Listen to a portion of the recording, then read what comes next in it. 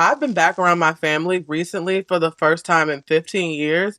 And when I tell you that there's so many Judge Travi in my family that it's just like, wow, is art imitating life? Is life imitating art? Like, what is this? Like, it's very much that. First I got your voicemail, then I got you. We can meet in person or maybe on Zoom. So tell me what's your genre, tell me what do you do. I'd like to know the things that specifically make you. Hey, I'm Tim Barnes. You are the genre. And in every episode of this show, I ask a great new guest about the first genres that inspired them, the first craft that they pursued, and how they feel about that first pursuit now. I do that because those are the questions that I think help guide people towards the things that they really want to be doing. And also, it's kind of the only things that I really want to know about people. Those, to me, are the three questions that make a great conversation.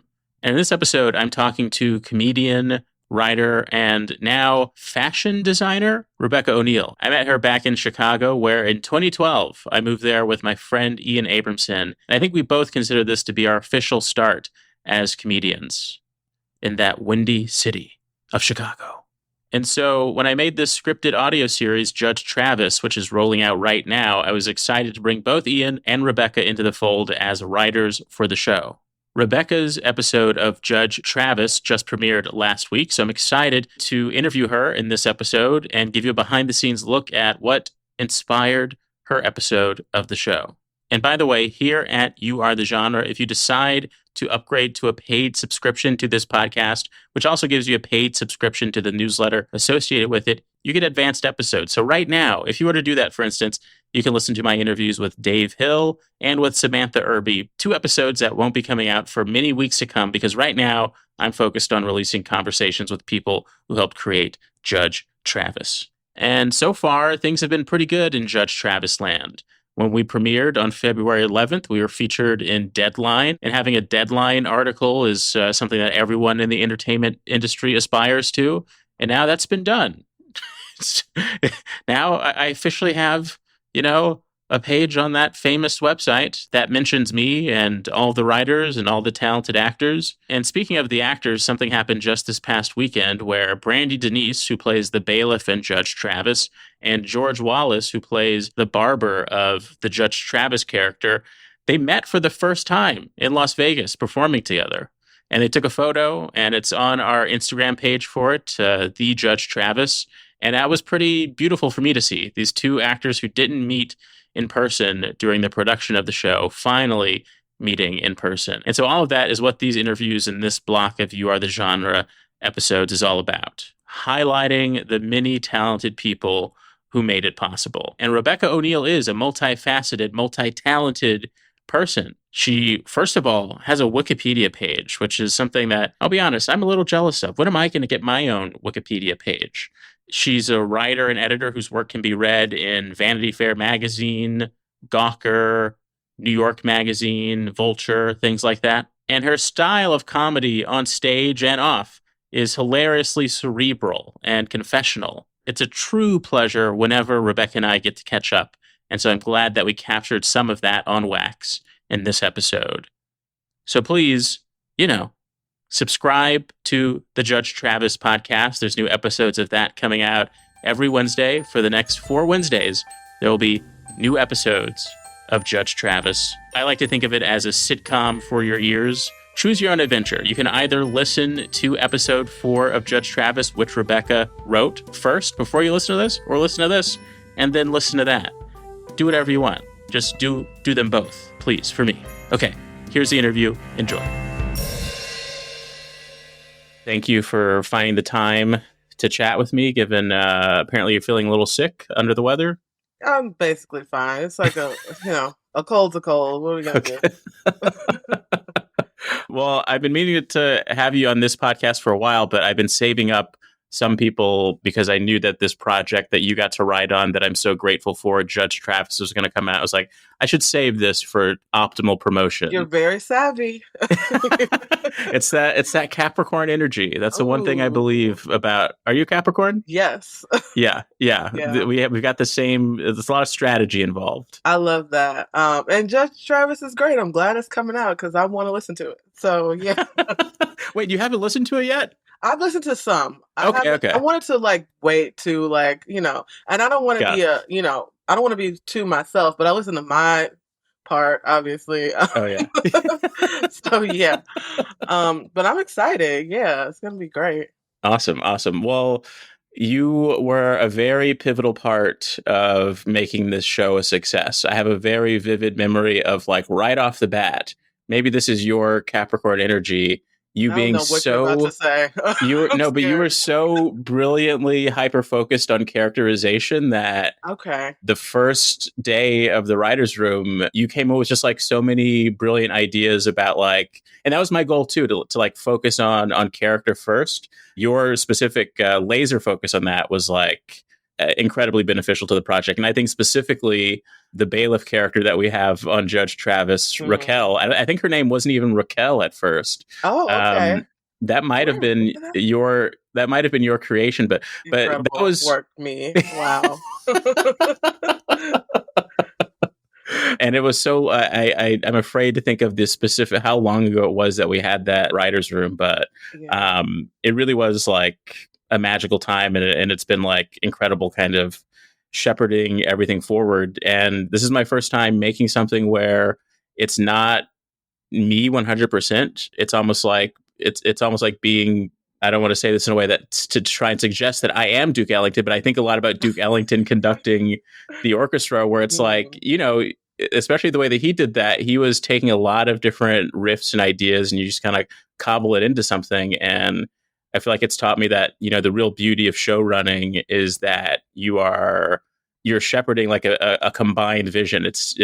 I feel like in the ideal circumstance, it's not even specific to the creator of the show. It's about really allowing various people to breathe life into it. And I think that you and all the other writers, like the thing that brings me the most excitement is that you have a specific touch, especially on the episodes that you have the written by credit for. So what was your process like? What were you thinking as I like reached out to you about it and throughout the Right. process? Well, first of all, you did a great job. You were an excellent showrunner to work with. Like, you wrangled a bunch of comics. We've all got strong personalities. Like, let's start there. Comics and other creative folk, like trying to bag up cats. You did a great job. Like, so let's start there. Because I know myself, had I been in your position, there would have been a crash out or two. So good on ya. Um, it was really fun when you first contacted me about it. I loved what you sent me. I was like, what a fun idea, because it was something that I wouldn't have written. Like I wouldn't have approached the subject matter. So to contribute to it, and it was so funny. I was just excited to do it, and then I saw some people that I really enjoy their work, enjoy their company, were involved too. So I'm like, yeah, let's go. Like 2 weeks, let's get it. Yeah, it was super fun. Like I had a great time working on it. Awesome, awesome. And I think one of the first things that I remember saying is that yes, on the surface, it's like a premise that everyone gets and they think they Yes. know what the show is going to be.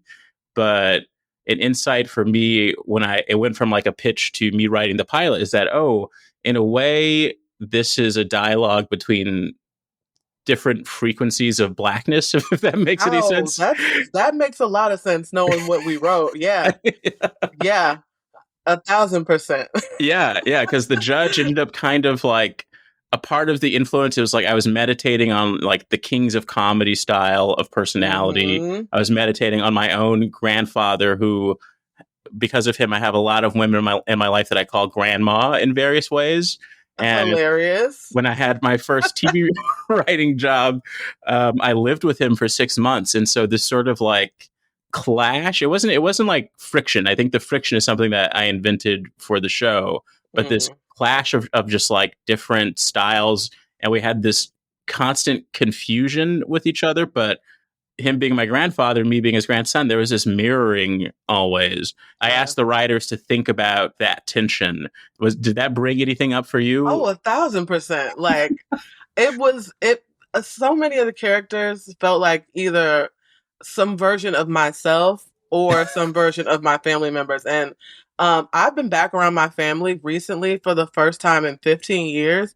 And when I tell you that there's so many Judge Travi in my family that it's just like, wow, is art imitating life? Is life imitating art? Like, what is this? Like, it's very much that. Like, it's very much that. And while I don't think there is friction, I think anytime generations come together, there's gonna be some bullshit. Like Yeah. it's just there's something's gonna get lost in translation. Nobody's gonna know what anybody's talking about. But I think this comes out in the show too. There is the commonality, and there's still like the show has a sense of like a buoyancy and like there's that love there. You know what I mean? Like none of the characters are malicious. Yeah. Everybody sort of gets everybody. They're speaking like different dialects of the same language, but the same language. So it was really nice to sort of put that on paper. Your episode has a lot to do with music. What I Hmm. know of your life, music plays a role there. But let's just talk about your episode specifically, because I think the title is Positive Pop versus Vulgar Rap. And it's Hmm. all about it's all about music.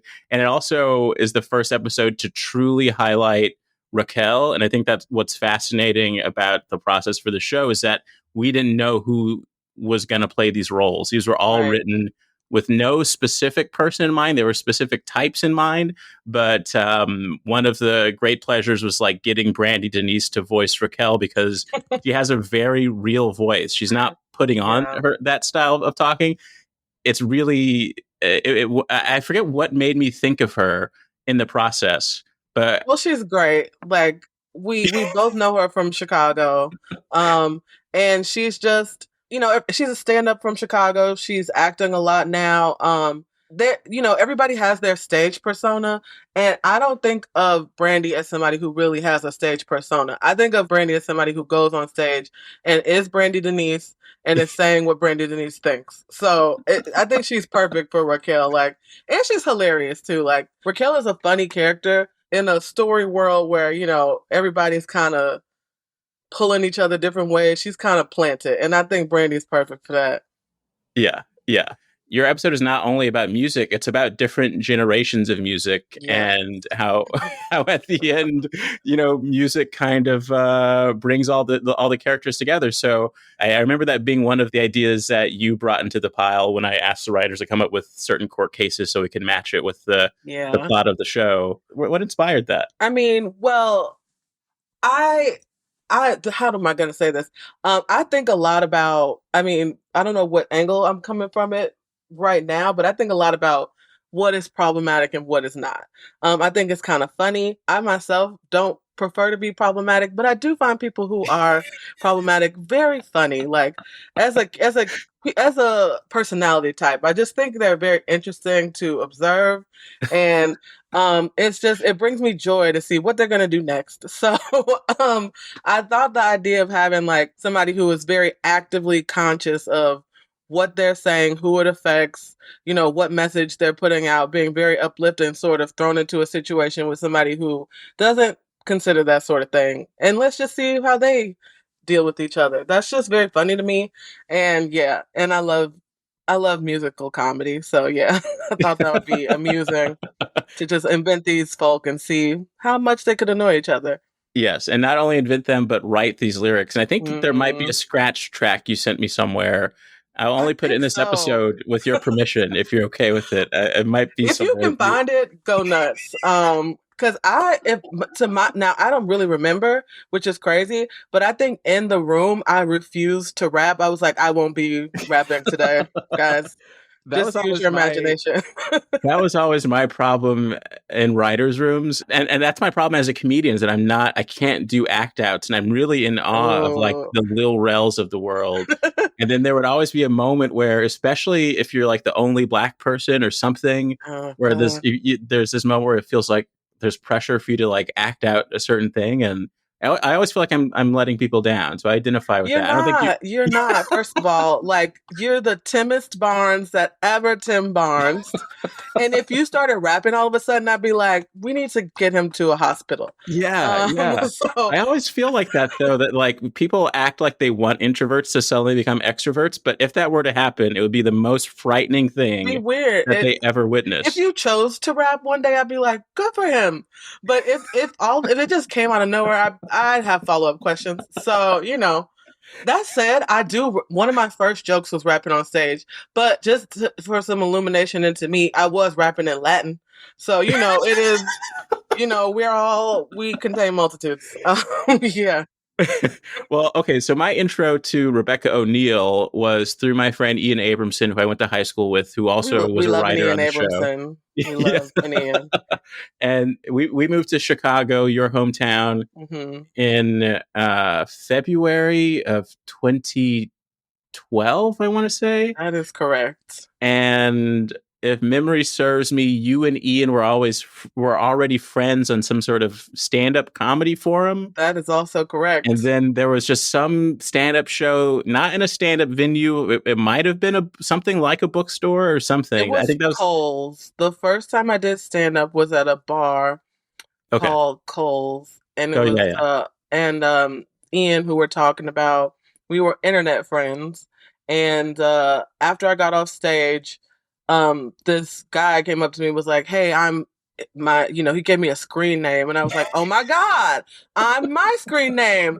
So we had never met in person, and he happened to be in the audience the first night I ever tried stand up, and we've been friends ever since. We taught a stand up class last year, and this was, however long 2012 was, 13 years ago. So, you Yeah. know, the internet, it just introduced you to awesome people. Sometimes. Yeah, that's a very, very Matrix moment. So, Right? so, so your episode of Judge Travis is about musical genres, and now to tie into this show, you are the genre. What would you say is the first genre that called out to you when you were a kid?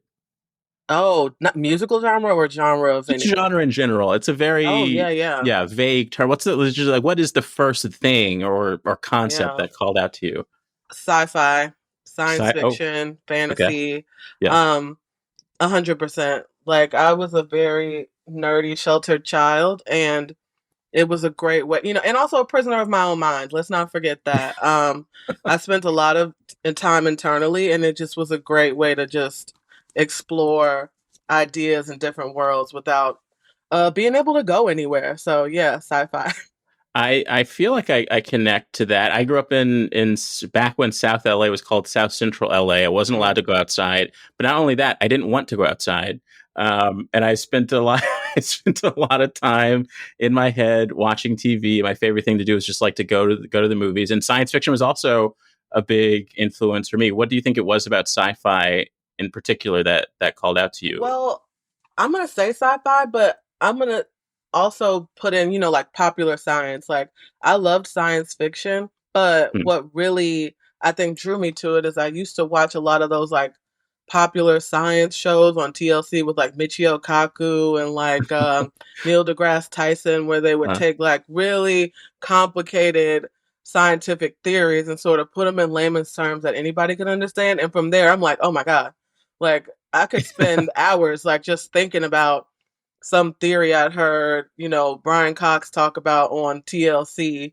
uh, And then I would watch a science fiction show like, oh my God, this is kind of related. And it kind of felt like anything was possible. I also I grew up in South Shore in Chicago. And I also was not allowed to go outside. I wanted to go though. Like I was, very much like Little Mermaid style. I want to be where the people are energy. Um, so it was my way of just, making the world bigger than what I was experiencing and thinking about possibilities that seemed fantastic, but because I knew they were based in hard science, I knew they were possible. So it was just lots of fun for the mind, you know. mhm. Yeah. What were you doing with that though? Were you writing anything? Oh Were you yeah. creating I was anything? writing some real crazy bullshit. Crazy stuff. Like, oh, I don't even know where to start. Like, so I was like, again, nerdy kid. the good thing about this is I was encouraged to do stuff like this. I guess a specific, well, first, I'll skip ahead to how to stand up.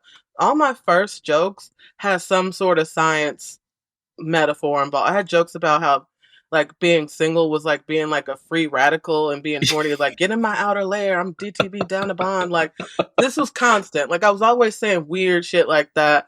My first few years of stand up, lots of science fiction jokes, lots of stuff about Star Trek, just nerdy references. But as a child, so okay, I guess one example is I was watching this show on TLC. Mm. I guess it was like a series of 4 different shows. The first show was about quantum superpositioning, which is like on the molecular level, if you go down to the smallest parts of matter that we are able to observe, two electrons can be one electron can be in 2 places at the same time. And I'm like, nuts. Like Yeah. how did we even think to look at this? Who thought of that? Crazy. So file that away. Yeah. Maybe a day or two later I saw this sort of speculative science show about how people who had near death experiences were able to view their bodies from outside of themselves. So it Mm. was like not hard science, but they brought in scientists to say, okay, assuming that's true, this is the science behind how that would work. And I'm like, whoa, whoa, whoa, whoa, mind blown, right?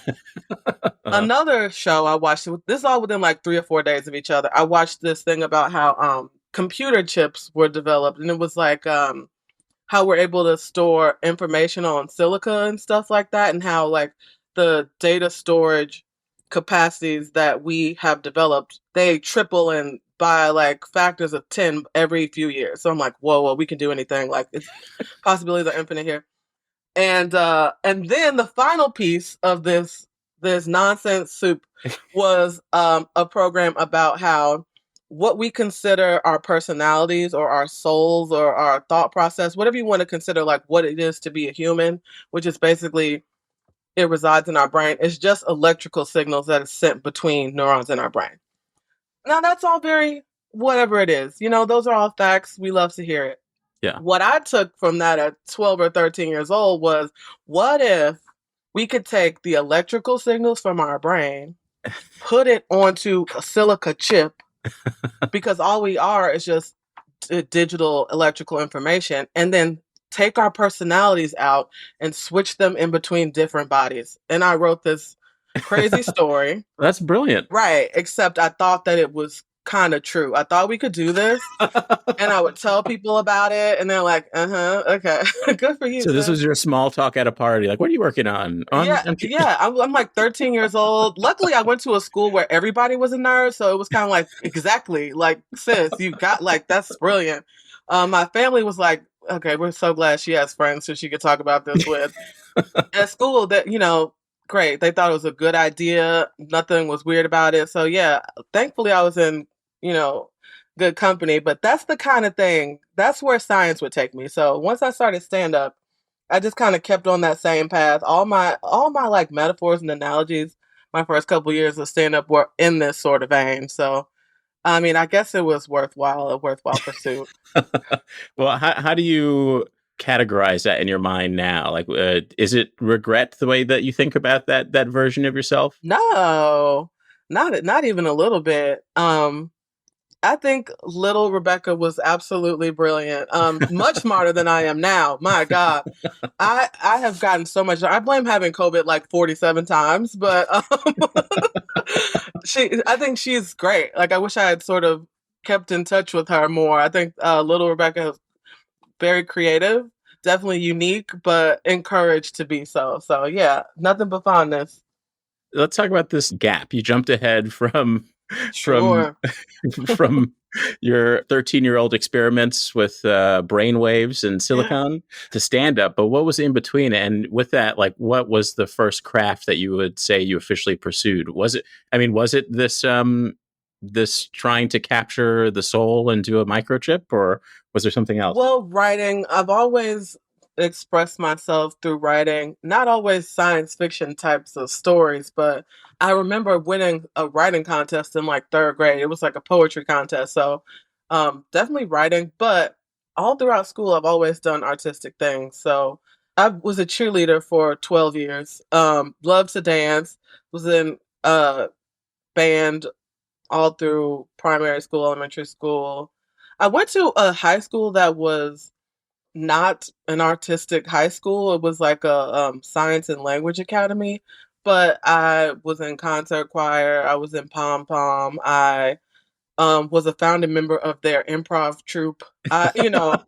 So it was a very nerdy school where like something like being the pom captain would not help your popularity in any way. Uh, So I feel like I went to a school that was for science and math nerds and took the like artsy route, which was an interesting choice. But any form of creativity, I was doing that. I don't think I could go a few days without doing something artistic, and I've always been that way. So yeah. well, it sounds like you found some ways to get that energy of that Little Mermaid reference you made of like Mm. wanting to wanting to get out. You're doing as much, extracurricular. I can't say that word. Wow. We know You were what you're doing. talking about, though. Yeah, yeah, yeah, Yeah, yeah, yeah. Wow. It's just you ever just get shocked that you can't say a word? Um, often. So that's a great through line, though, from this early interest in science to writing all kinds of stories to doing stand up. And it sounds like there isn't any introvert energy in there because you're doing a lot of exciting things. You're a cheerleader.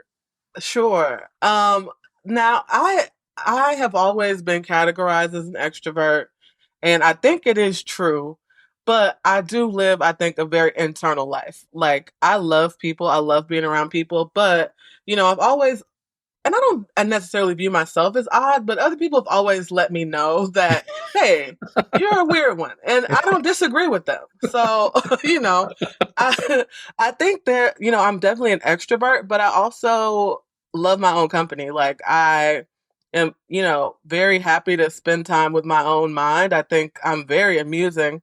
So there's that sort of dichotomy where like, yeah, I love being around people. It energizes me, but I also love just thinking my little thoughts. That's Yeah. interesting. Yeah, I think the one thing that stand up gave me is that I don't necessarily get a lot of energy from social things. I'm the type where Yeah.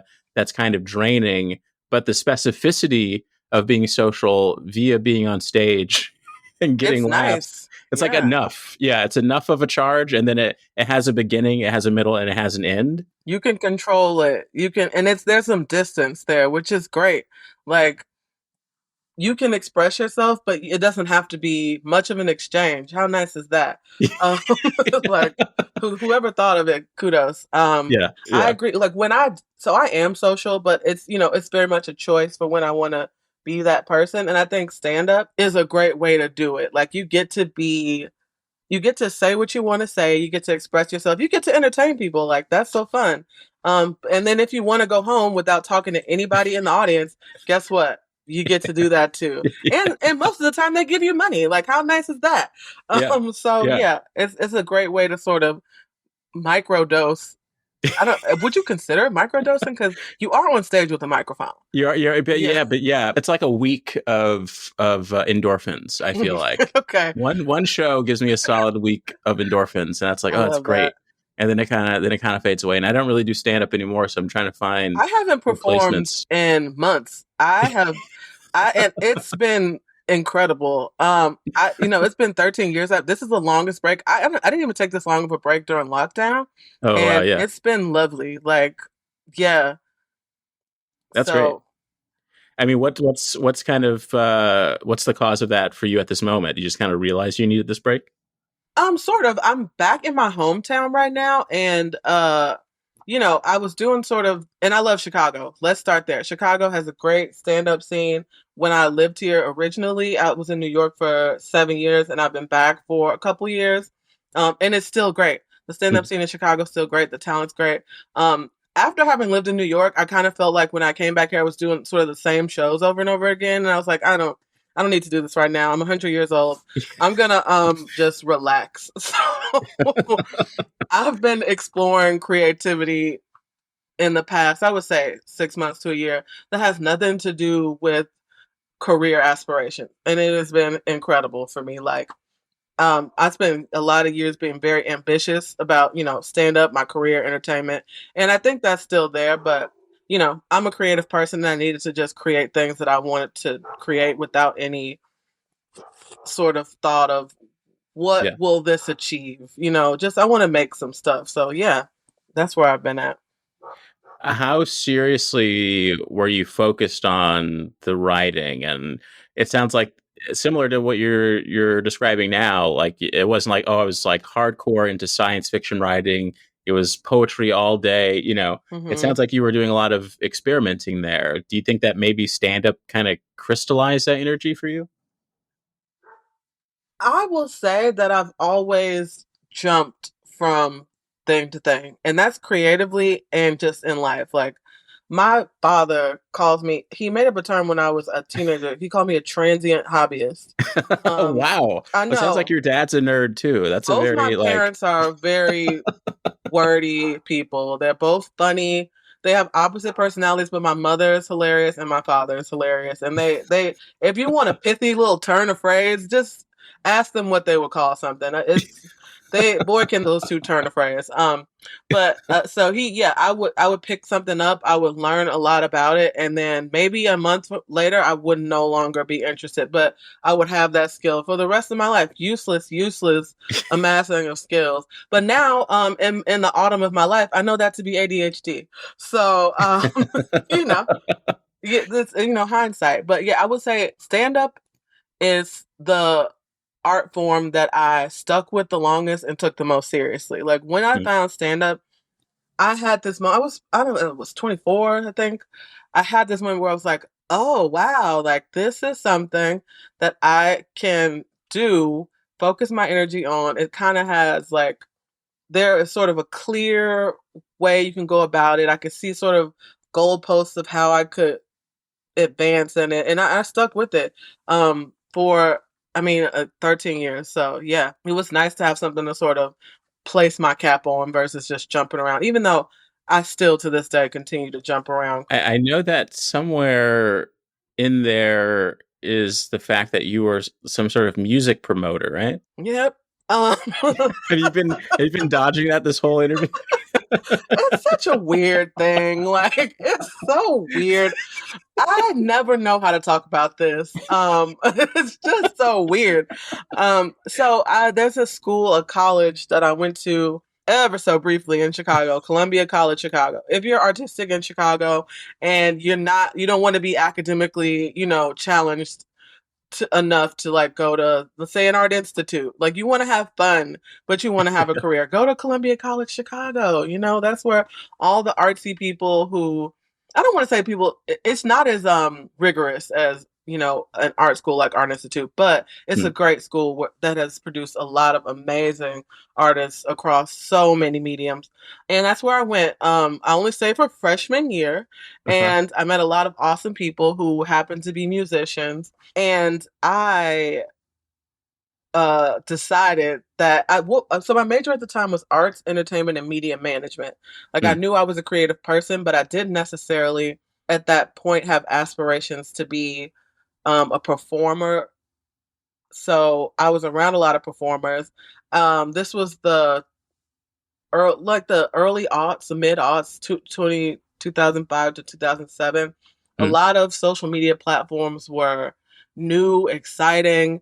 Older people didn't necessarily know how to use them to their advantage. And I've always been extremely online. So I figured out how to help my friends initially promote their music in a way that it started with music, promote their music in a way that actually reached people who would be their fans and get them money.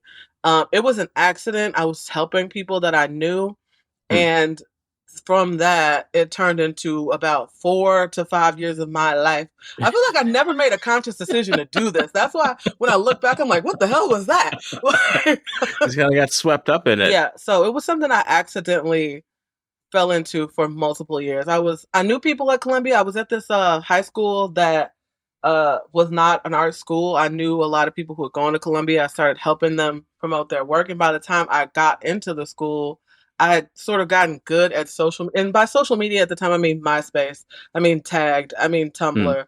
At the time, if you wanted to reach young people, that was probably your best bet. Yahoo groups, like stuff like that. So I helped some friends secure a college radio tour around the country. Next thing you know, I was promoting for sneaker stores, Leaders, Fly, Self Conscious. They were paying me in sneakers because I was a child and I didn't know any better.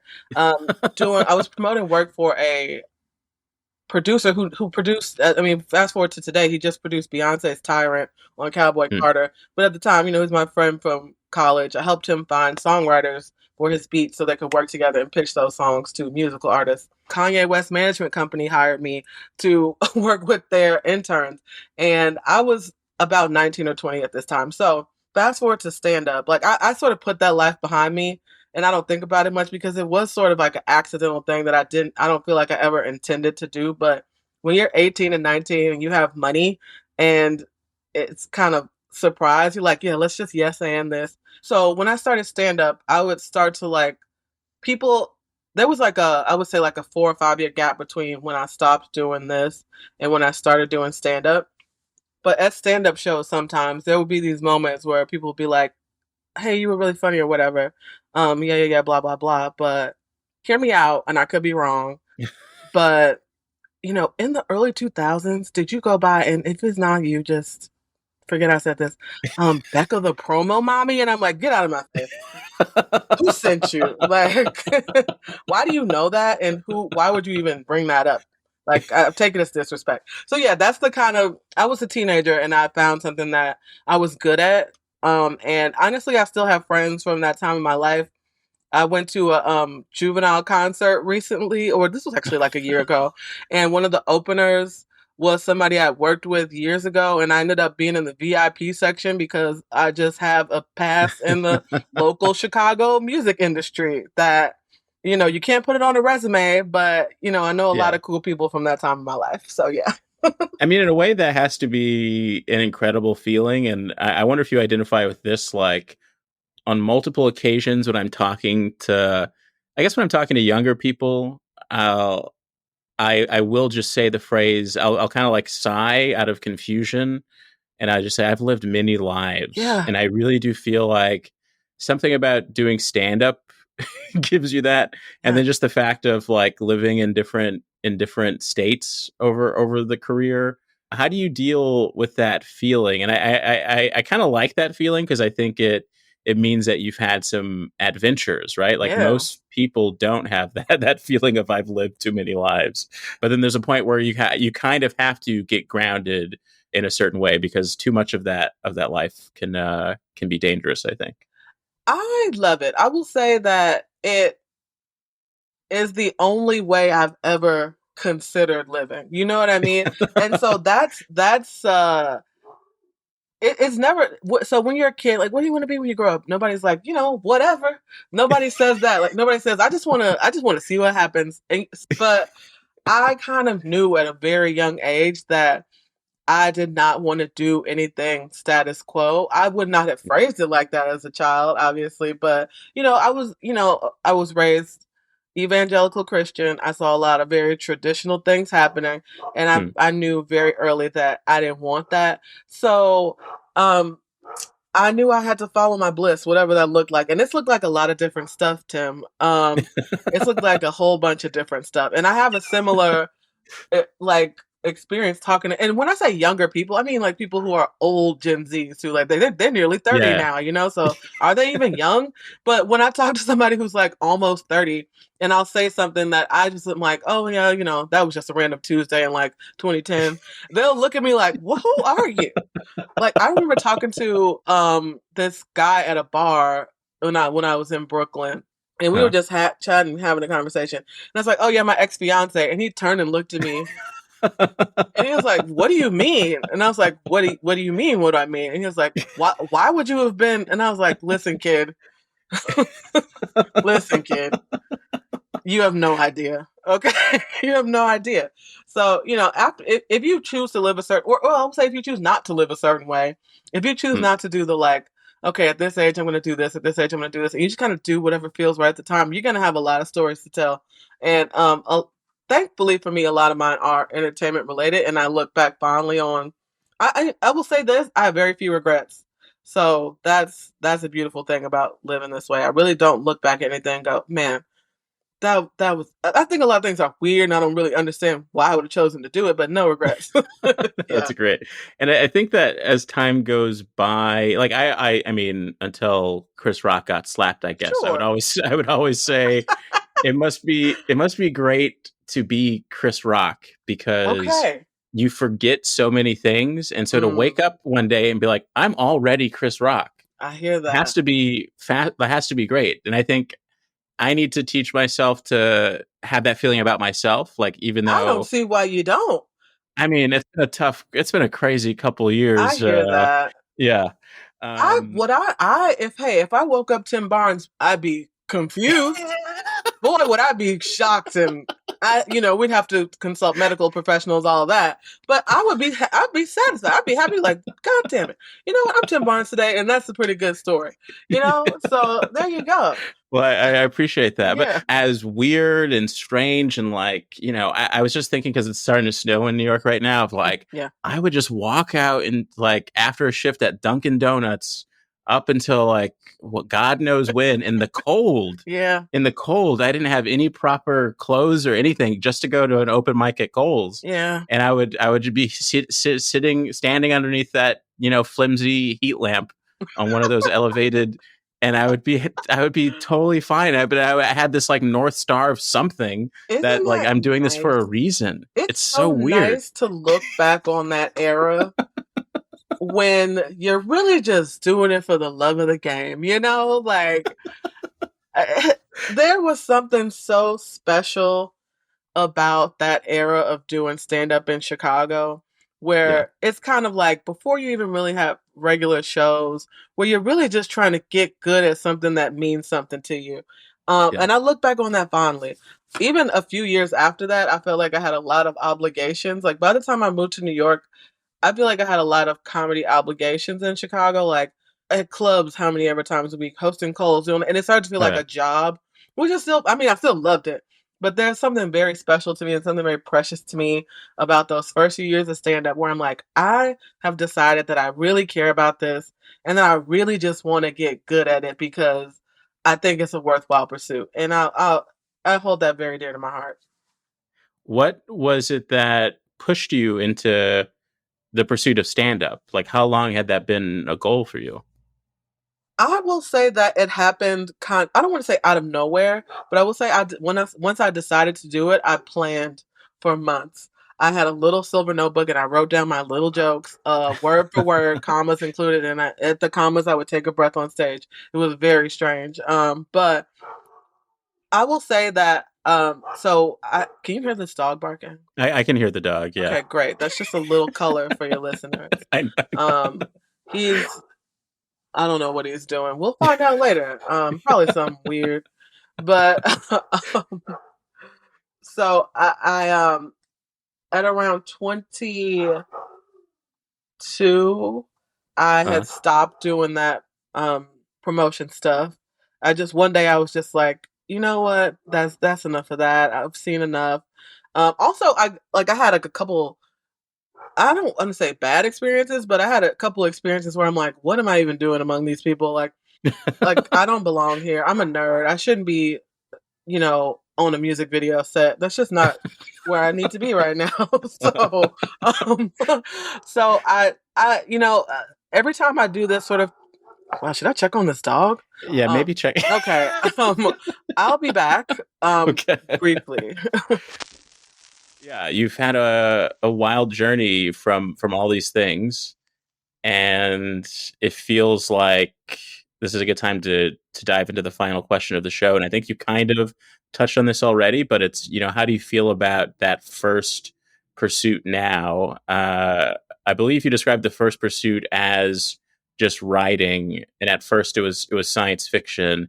So I think this is just like another time to reflect on that early Rebecca.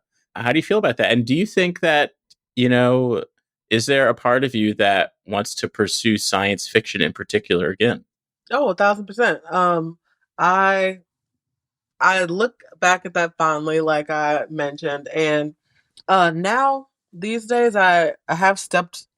Well, I've taken a break from like what do I want to pursue in entertainment right now? Because I feel like I spent over 10 years of my life sort of doing that. That said, the creativity won't stop. Just because I'm not doing stand up for like the last few months, I still write jokes all the time.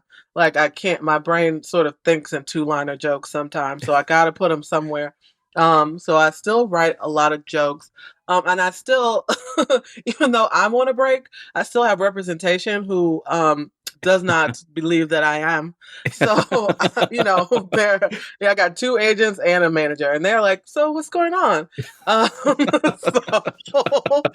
yeah, so the one of the last before I left New York, one of the last things that I was very passionate about was a pilot I was writing. Mhm. So, and I've stepped away from that because during the strike, a lot of our projects just will not be coming to fruition for various reasons.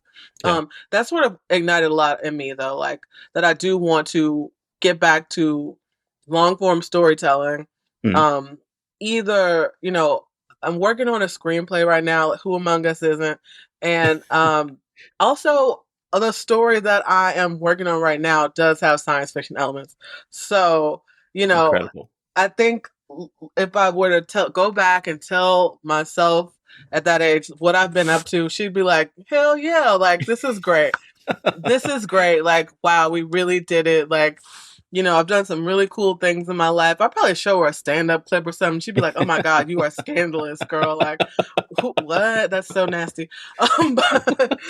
But, I think that version of me would be very excited about what I have done, that and also like what I still choose to be. Like it's very much a choice to live a creative life.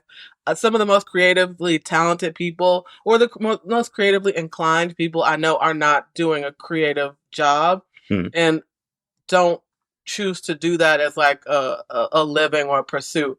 So we all have it in us, and I think little me would be very proud of myself that I did choose to seek this out as a lifestyle. So yeah, that's how I feel about that.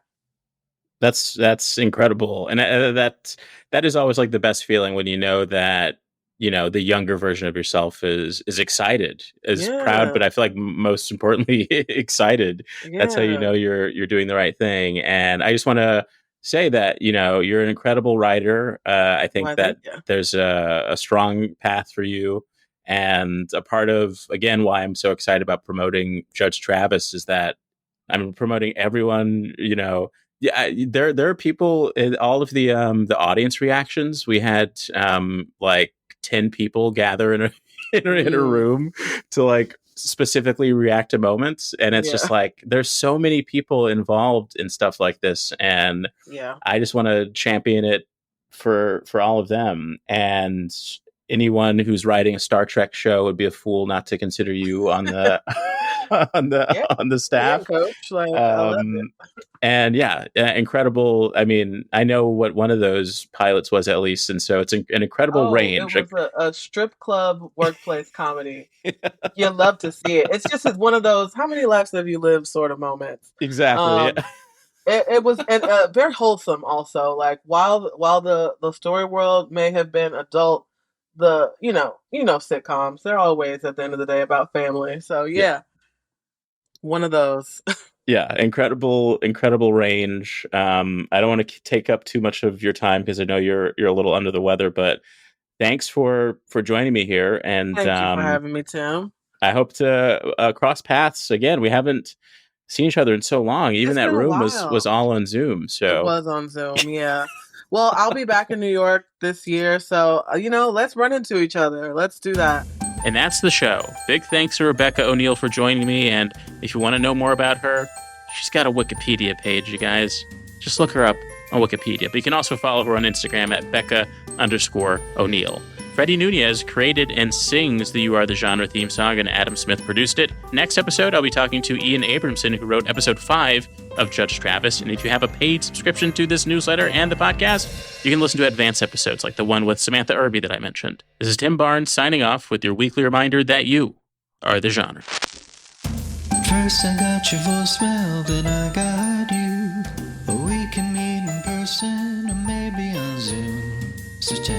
what's your genre? Tell me what do you do? I'd like to know the things that specifically make